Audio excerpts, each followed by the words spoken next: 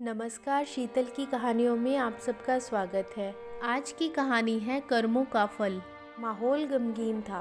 अपनी माँ का अंतिम संस्कार करके अभी अभी घर लौटा विनय बार बार अपनी माँ को याद करके रोता जा रहा था। आंखों के आंसू थमने का नाम नहीं ले रहे थे। रह रहकर अपनी माँ की आवाज़ उसके कानों में गूंजने लगी और वह इधर उधर देखने लगता।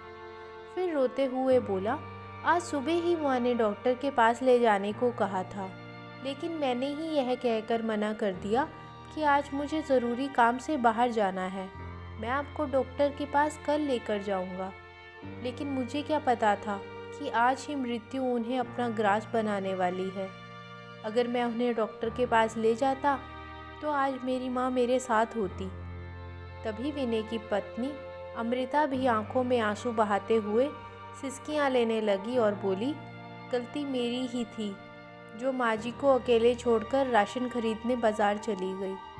ना जाने ऐसा क्या हुआ जो पूरे घर में आग फैल गई और माँ जी हमेशा हमेशा के लिए। इतना बोलते बोलते अमृता दहाड़े मार के रोने लग गई। आस पड़ोस की औरतें बेटे के साथ साथ बहू को सास के गम में इतना रोते हुए देख उसे दिलासा देने लगे और अमृता की तारीफ करते हुए आपस में बातचीत करने लगे। कितना प्यार था सास बहू में, बिल्कुल माँ बेटी की तरह। पर होनी को कौन टाल सकता है। देखो तो बेचारी का रो रो कर कितना बुरा हाल है। अभी यह सब बातें चल ही रही थी कि तभी पीछे से किसी की आवाज़ आई। क्या हुआ, यह सब क्या हो रहा है। जैसे ही लोगों ने पीछे मुड़कर देखा तो सब लोग आश्चर्यचकित रह गए। उनके तो जैसे पैरों के तले ज़मीन ही खिसक गई। चारों तरफ हाहाकार मच गया।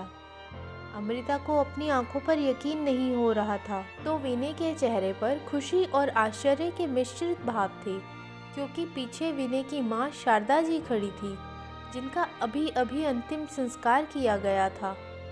आपको बताते हैं कि जिस माँ का अंतिम संस्कार कुछ देर पहले विनय ने अपने हाथों से किया, आखिर वह सबके सामने सही सलामत कैसे खड़ी थी। विनय शारदा जी की इकलौती संतान।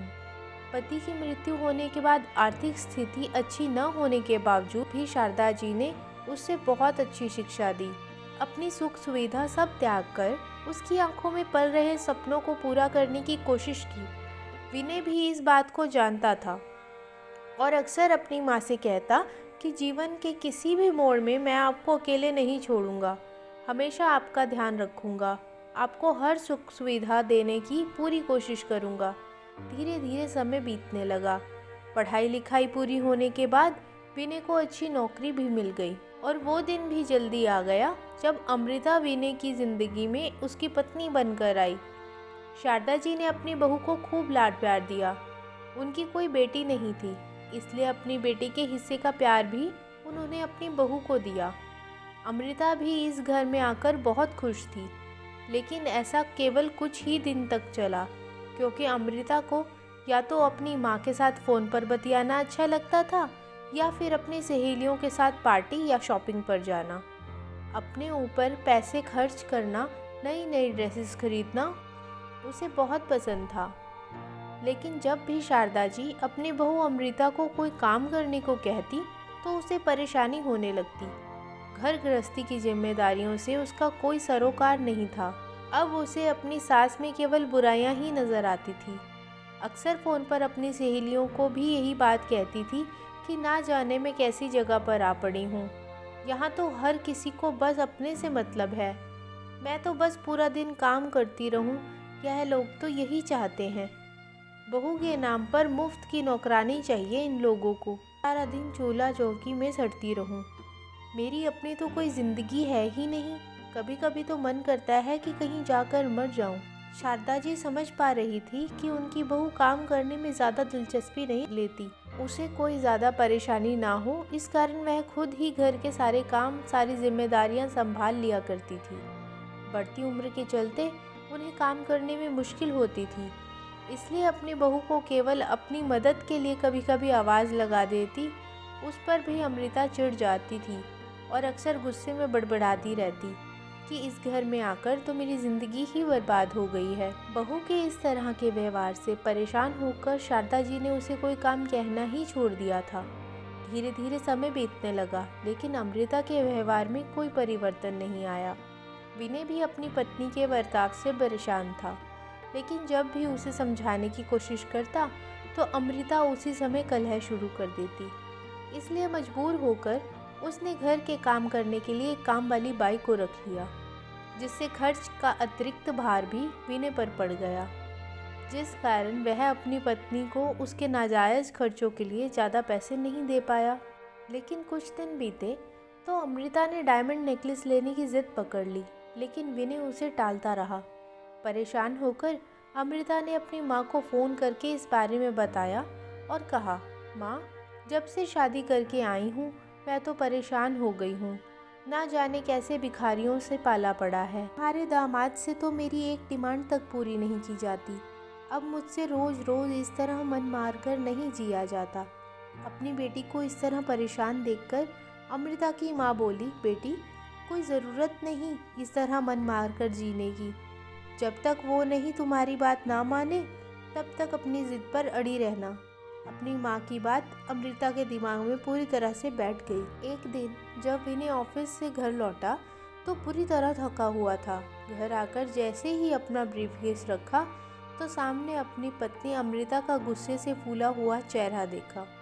विनय शायद अपनी पत्नी के गुस्से का कारण जानता था, इसलिए अमृता को पानी लाने के लिए भी नहीं कहा और चुपचाप खुद ही जाकर रसोई घर में से पानी का गिलास भरकर ले आया। लेकिन अमृता कहाँ चुप रहने वाली थी। चिल्लाते हुए बोली, तुम्हें मालूम भी है कि आज मेरी किटी पार्टी में मेरी कितनी बेइज्जती हुई है। मेरी सारी सहेलियां अपने डायमंड के गहने एक दूसरे को दिखा रही थी और मैं पिछले 6 महीने से तुमसे हीरे का हार मांग रही हूँ, वह तुमसे लाकर नहीं दिया गया। हद होती है कंजूसी की। मैंने इतनी बड़ी चीज़ भी नहीं मांग ली कि तुम पूरी ही ना कर सको। मैं तुम्हें बता देती हूँ, अगली बार जब मैं किटी पार्टी में जाऊंगी तो अपना हीरो का हार ही पहन कर जाऊंगी। अमृता ने गरजते हुए कहा तो विनय ने उसे प्यार से समझाते हुए कहा, देखो अमृता, अभी मेरे पास इतने पैसे नहीं हैं। माँ बीमार रहती है, उनकी दवाइयों का भी खर्च होता है और फिर अब काम वाली बाई लगाने के बाद खर्च और भी बढ़ गया है। जब मेरे पास कुछ पैसे होंगे तो मैं खुद ही तुम्हारी पसंद की ज्वेलरी दिलवा दूंगा। अपने पति की बात सुनकर अमृता उस समय चुप रह गई और डायमंड नेकलेस के सपने देखने लगी। लेकिन अगले ही दिन जब विनय ऑफिस से घर लौटा तो उसका मुंह लटका हुआ था। दरअसल पिछले 2 महीने से उसका टारगेट पूरा ना हो पाने के कारण उसके बॉस ने उसे अच्छी खासी फटकार लगा दी थी और अपने जूनियर्स के सामने अपना अपमान होते देख विनय से रहा नहीं गया और उसकी अपने बॉस से बहस हो गई, जिसके चलते उसे कंपनी से निकाल दिया गया। विनय को उदास देखकर शारदा जी ने उसे अपने पास बैठाया और उसे पूछने लगी, क्या हुआ बेटा विनय, तुम इतने परेशान क्यों हो? तभी विनय ने बताया कि उसे कंपनी से निष्कासित कर दिया गया है। फिर बोला, दरअसल माँ, पिछले कुछ महीनों से घर का माहौल कुछ ऐसा चल रहा था जिस कारण मैं अपने काम पर पूरा ध्यान नहीं दे पाया और टारगेट पूरा नहीं हो पाया, जिस कारण बॉस मुझे खरी खोटी सुनाने लगे। लेकिन मैं भी कैसे बर्दाश्त करता। गुस्से में मैंने भी उन्हें 2 बातें बोल दी। इसी वजह से मुझे कंपनी से निकाल दिया गया है। लेकिन माँ, चिंता करने की कोई ज़रूरत नहीं, मुझे जल्दी ही कहीं और इससे भी अच्छी नौकरी मिल जाएगी।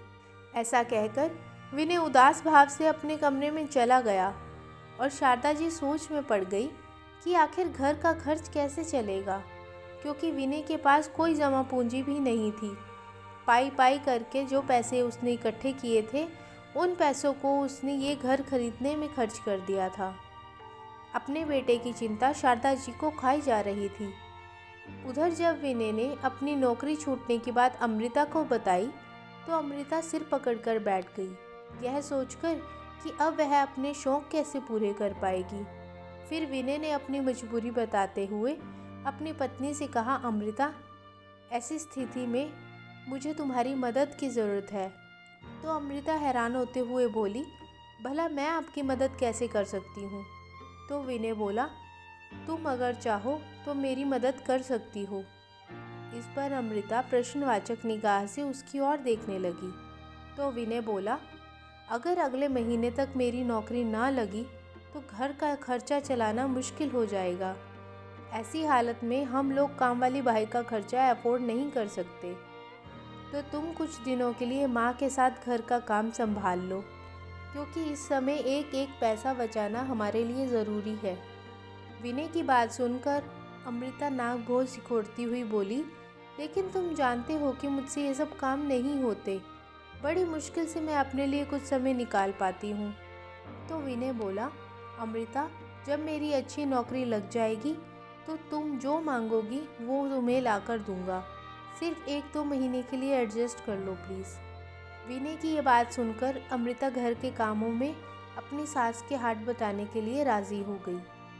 1 सप्ताह बीत चुका था, लेकिन विनय को बहुत कोशिश करने के बावजूद नई नौकरी नहीं मिल पा रही थी।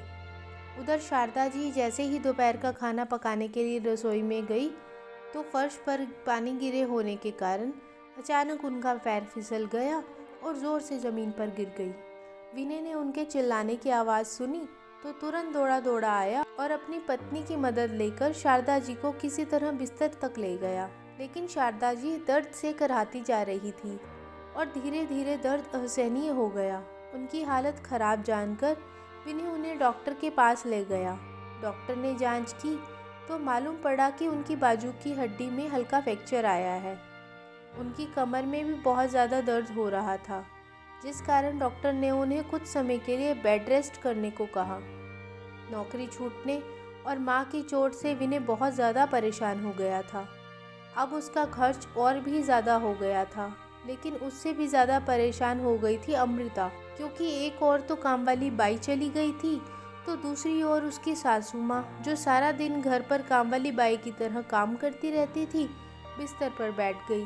अब खाना पकाना, साफ सफाई, बर्तन और कपड़े धोना, सारे कामों की जिम्मेवारियां अमृता पर आ चुकी थी। साथ ही साथ उसे शारदा जी के सारे काम भी करने पड़ गए। हालांकि शारदा जी अपनी लाठी के सहारे से बाथरूम तक जैसे तैसे चली जाती थी, लेकिन उनके हाथ में खाना देना, दवाइयाँ देना और उनके छोटे छोटे काम भी अमृता को मुसीबत लगने लगते थे। विनय अक्सर नौकरी की तलाश में सुबह सुबह निकल जाता था और बच्चों को भी स्कूल जाना होता था, इसलिए अमृता को सुबह सुबह उठना पड़ता था। एक दिन सुबह जब नाश्ता पानी निपटाकर जैसे ही अमृता अपने कमरे में जाकर बैठी तो अपनी माँ से फ़ोन पर बातें करने लगी। माँ, तुम जानती नहीं मेरे सर पर कितनी बड़ी मुसीबत आ गई है। सारा दिन काम वाली बाई की तरह काम में जुटी रहती हूँ, एक पल को भी चैन नहीं है। नौकरानियों से भी बदतर हालत हो गई है आपकी बेटी की। अभी अमृता अपनी माँ से फ़ोन पर बातें कर ही रही थी कि तभी शारदा जी की आवाज़ आई, बहू, मुझे 1 कप चाय तो बना कर दे देना, बहुत ठंड लग रही है। अपनी सासू माँ की यह बात सुनकर अमृता अपनी माँ से कहने लगी, क्या बताऊँ माँ, ना जाने कब ठीक होगी मेरी सास। अब तो इतने दिन हो गए फिर भी अभी तक बिस्तर पर ही पड़ी है। मुझे तो लगता है इन्हें कोई चोट वोट नहीं लगी। यह तो बस चोट का ड्रामा कर रहे हैं, ना जाने कब उठेंगे। सारा दिन घर का काम करते करते मैं तो पागल ही हो जाऊंगी। और यहाँ यह महारानी पूरा दिन बिस्तर पर आराम फरमाती है। माँ बेटी में यह बातें हो ही रही थी कि फिर से शारदा जी की आवाज़ आई, अमृता बहू, बाकी का काम हो गया हो तो मुझे भी चाय नाश्ता दे दो, बहुत भूख लगी है। सासू माँ की आवाज़ सुनते ही फ़ोन रखकर अमृता गुस्से से उठी और पैर पटकते हुए किचन की ओर चली गई। जलते भूनते हुए उसने चाय बनाई और साथ में 2 रोटियां बनाकर अपनी सासू माँ के सामने पटकते हुए बोली, थोड़ी देर सब्र नहीं रख सकती थी क्या? आखिर मैं भी तो इंसान हूँ, सुबह से काम करते करते थक गई थी। अगर थोड़ी देर के लिए अपने कमरे में जाकर आराम करने लगी तो कौन सी बड़ी मुसीबत हो गई थी। बहू की तीखी बातें सुनकर शारदा जी आंखों में आंसू लिए बोली, बहू, मुझे भी बार बार तुम्हें परेशान करना अच्छा नहीं लगता, लेकिन क्या करूं, मजबूरी के कारण मैं बिस्तर पर पड़ी हूं। मेरी हालत ऐसी ना होती तो मैं भी कभी ना बैठती। और फिर सुख दुख में और परेशानियों में परिवार के सदस्य ही तो एक दूसरे के काम आते हैं ना। तभी अमृता बोली, जब बैठे बैठे सब कुछ मिल रहा है तो फिर यह फालतू के भाषण देने की क्या ज़रूरत है। थोड़ी ही देर में अमृता के फ़ोन की घंटी फिर से बज उठी। फिर से उसकी माँ का फ़ोन आया था। बेटी अमृता, तेरी हालत देख देख कर तो मुझे तेरी चिंता खाई जा रही है। कितनी परेशानी झेलनी पड़ रही है मेरी बच्ची को। तभी अमृता बोली, क्या करूँ माँ, एक तरफ तो पैसे की तंगी और दूसरी तरफ दिन भर मैं इस महारानी के नखरे झेलती रहूँ। समझ नहीं आता किस तरह अपनी सास से छुटकारा पाऊँ। अगर मैं इन्हें वृद्धाश्रम भेजने की बात कहूँगी तो तुम्हारे दामाद इस बात को कभी मंजूर नहीं करेंगे। तुम ही बताओ, इस समस्या का क्या समाधान है। निराशा भरे स्वर में अमृता ने कहा तो उसकी माँ बोली, बेटी चिंता मत करो, मेरे पास इस समस्या का हल है। माँ की बात सुनते ही अमृता चहक उठी और बड़ी खुशी से पूछने लगी, ऐसा कौन सा हल है माँ, मुझे भी बताओ। तो उसकी माँ बोली, मेरे पास एक समाधान है जिससे तुम्हारी सारी मुश्किलें हल हो जाएंगी, जिससे एक ही तीर से दो निशाने लग जाएंगे। क्या मतलब माँ, मैं समझी नहीं, अमृता बोली। तो उसकी माँ ने कहा, अरे बेटा, अगर तुम अपनी सास से छुटकारा पाना चाहती हो तो उसे अपने रास्ते से हटा क्यों नहीं देती। तुम्हारी सारी मुश्किलें आसान हो जाएंगी। ना तो तुम्हें रोज रोज की यह परेशानी झेलनी पड़ेगी, ना ही उनकी दवाइयों का खर्चा उठाना पड़ेगा, और ऊपर से सासू माँ के बीमे के पैसे मिलेंगे सो अलग। अपनी माँ की यह बात सुन के अमृता मुंह बनाते हुए बोली, क्या माँ, आप भी कैसी बातें करती रहती हैं, कितना वाहियात आइडिया है आपका। मैं भला अपनी सास को कैसे अपने रास्ते से हटा सकती हूँ। इससे पहले कि उसकी माँ कुछ बोलती, इतने में दरवाजे पर कुरियर वाले ने घंटी बजाई तो अमृता ने फ़ोन रख दिया और कुरियर लेके फिर से अपने काम में व्यस्त हो गई। लेकिन काम करते करते उसे बार बार अपनी माँ की कही गई बातें याद आ रही थी। अमृता दिन भर सोच में ही डूबी रही कि आखिर कैसे कोई हल निकाला जाए। फिर अपनी माँ द्वारा दिए गए सुझाव के बारे में सोचने लगी। पहले अपनी माँ की जो बात उसे बेहुदा लग रही थी, अब वह उसी दिशा में अपने कदम बढ़ाने की सोचने लगी। उसे ऐसा लगने लगा था कि ऐसा कोई कदम उठाकर वह अपनी सारी परेशानियों से आज़ाद हो जाएगी। बहुत सोचने के बाद उसे एक आइडिया आया। अगले दिन सुबह हुई तो शारदा जी ने अपने बेटे से कहा, बेटा आज डॉक्टर को दिखाने जाना है।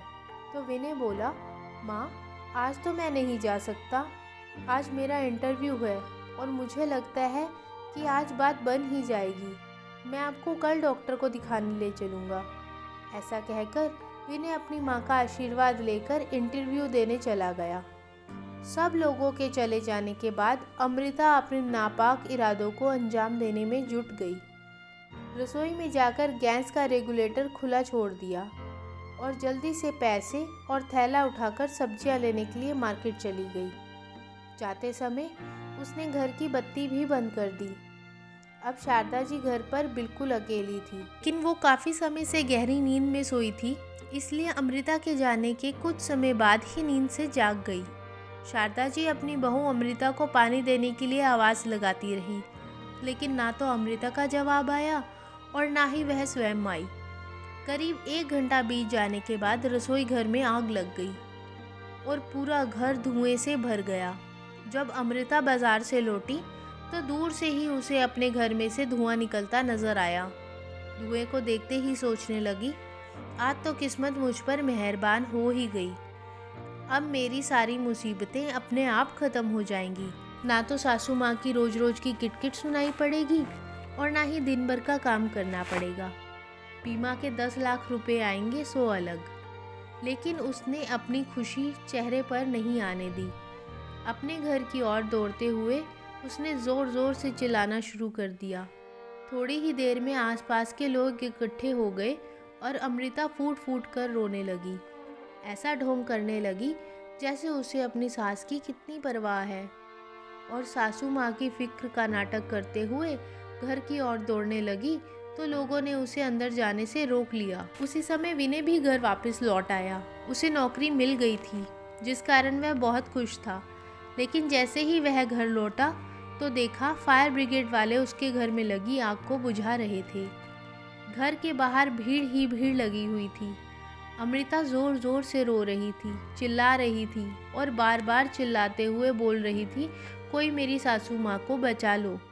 उसकी यह बात सुनते ही विनय के हाथों से मिठाई का डब्बा छूट गया और वह कांपते हुए स्वर में बोला, अमृता आखिर हुआ क्या और माँ कहाँ है? तो अमृता ने रोते हुए घर की ओर इशारा करते हुए बताया कि माँ घर में है। इतना सुनते ही माँ माँ पुकारते हुए विनय घर की ओर दौड़ा, लेकिन तब तक बहुत देर हो चुकी थी। घर में लगी आग को तो बुझाया जा चुका था, लेकिन जैसे ही सब लोग अंदर गए तो देखा कि अंदर एक वृद्ध महिला की लाश पड़ी थी, जो पूरी तरह से आग में झुलस चुकी थी। यह सब देखते ही विनय के दुख का ठिकाना ना रहा। माँ माँ चिल्लाते हुए विनय जोर जोर से रोने लगा, तो दूसरी ओर अमृता भी ऐसे चिल्लाती जा रही थी जैसे कि उसकी दुनिया ही लुट गई हो। सभी रिश्तेदारों को सूचित कर दिया गया और 2 घंटे बाद शारदा जी का अंतिम संस्कार भी हो गया। अंतिम संस्कार करने के बाद सब लोग घर पर पहुंच चुके थे। रसोई घर से आग फैलने के कारण रसोई घर और हॉल बुरी तरह क्षतिग्रस्त हो गए थे, जबकि बाकी के कमरों में कुछ खास नुकसान नहीं हुआ था। कभी विनय अपनी माँ को याद करता तो कभी अपने घर को देखता, जिसमें माँ के साथ उसकी कितनी यादें जुड़ी हुई थी। उधर रोने का ढोंग करती हुई अमृता यह सोचकर परेशान थी कि आखिर उसकी माँ अभी तक पहुंची क्यों नहीं। विनय अपनी माँ के गम में लगातार रोई जा रहा था, तो अमृता भी सिसकियाँ ले लेकर अपना दुख प्रकट कर रही थी।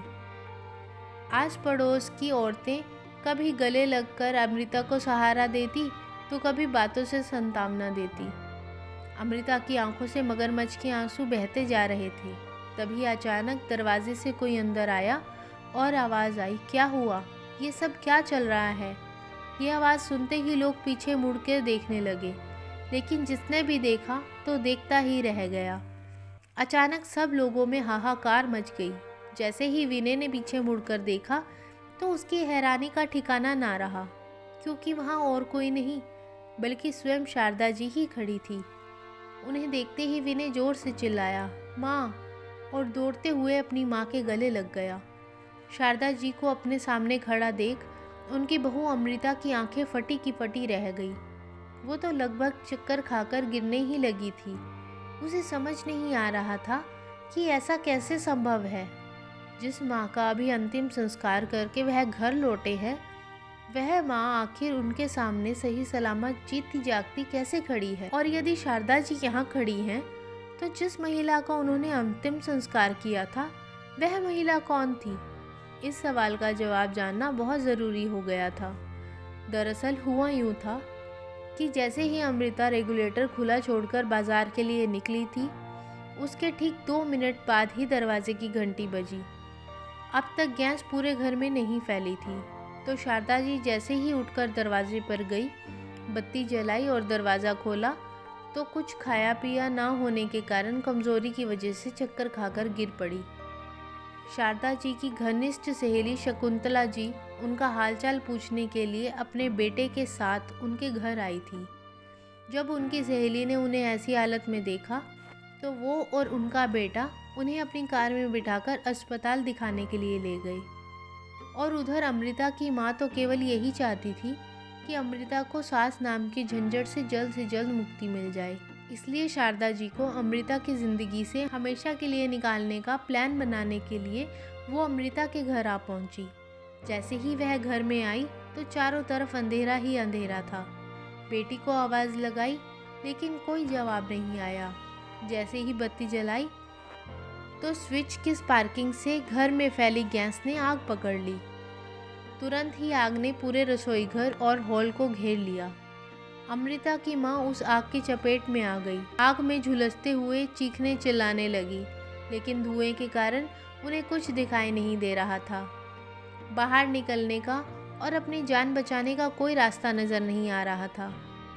तो वहीं शारदा जी को समय पर खाना न मिल पाने के कारण बहुत ज़्यादा कमज़ोरी आ गई थी, तो डॉक्टर ने उन्हें ग्लूकोज चढ़ा दिया, जिस कारण से उन्हें घर आने में देर हो गई।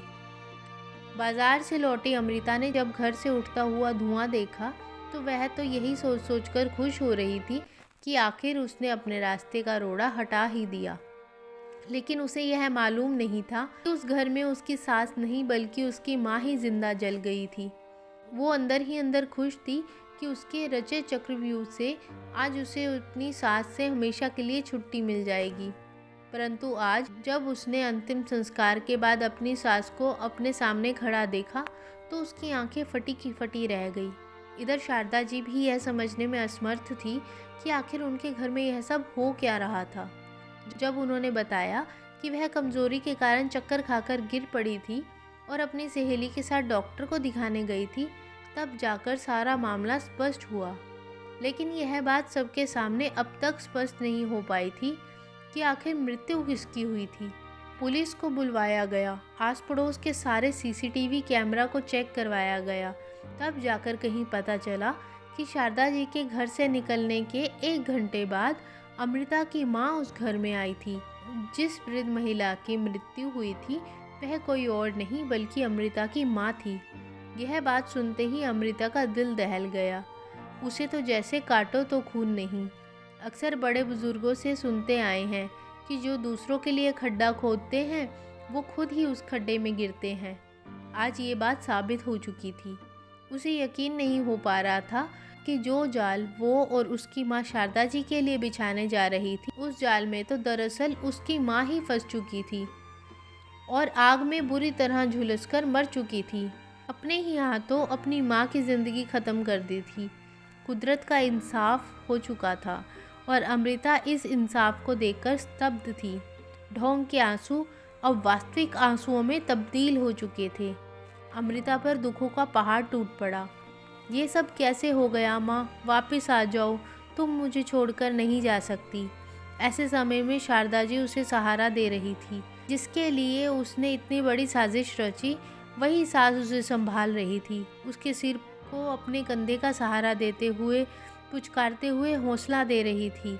अपनी सास का प्यार देखकर उसका अंतर्मन उसे धिक्कार रहा था। वो शर्मिंदा तो थी, लेकिन उसे महसूस करने में शायद उसने काफ़ी देर कर दी थी। पूरे घर में अमृता के दहाड़े मार मार कर रोने की आवाज़ गूंजती जा रही थी। परंतु यह सब उसके कर्मों का ही फल था जो कुदरत ने उसे दिया था।